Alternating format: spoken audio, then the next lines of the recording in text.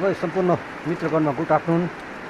र हाम्रोतिर फेरि यसरी पानी पर्न थाले त यसरी पानी पर्दा अस्तिको दसैँ अगाडि 10 पछाडि भएको घटनाहरूको याद आउँछ हौ। र फेरि यस्तै तिहारमा यस्तै त अस्ति जस्तो त नहुने हो, भल पहिरोहरू त नआउने हो।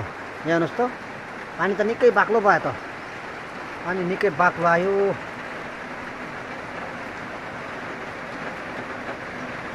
पानी पर्दैछ यहाँ चाहिँ एकदम बाक्लो पानी छ। र यस्तो पानीहरू आउँदाखेरि अस्ति दसैँ पछाडि भएको घटनाहरूको याद आउँछ है। त अब भगवान्को कानमा नपरोस्, यस्तो नहोस् है कसैको पनि कसैसँग पनि।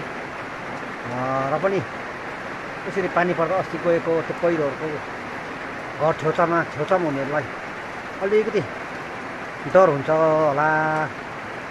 र उहाँहरूलाई कसैको घरको नजिकमा पहिरोहरू गएको छ, यताउता गएको छ र अब पहिरो झन् जानेवाला छ भने भगवान्ले उहाँहरूलाई लै रक्षा गरोस् है, कसैलाई केही नहोस्। यो दिवाली एकदम सम्पूर्ण सबैले खुसीसँग मनाउनु पाऊँ है। ल हेर्नुहोस् है पानी चाहिँ एकदम बाक्लो परिरहेछ। ल यो चाहिँ 12 बजी उता परेको पानी हो। अघि 12 बज्न आँट्दादेखि सुरु भएको पानी र अहिले 1 बजिसक्यो र पानी एकदम बाक्लो छ। घरिघरि घाम पनि फेरि लाग्दैछ त, उतातिर घाम पनि लाग्दैछ अलिकति कि। र यो घाम पानी लागेको झन् अलिक डेन्जर हुन्छ भन्छ नि त। मैले चाहिँ अलिक क्षति गराउँछ है घाम लाग्दै पानी पर्दै गर्दा भन्छ कि। त्यो भएर हेर्नुहोस् त घरि पानी पर्दैछ, घरि घाम पनि परतिर घाम पनि लाग्दैछ ऊ कता कता कता।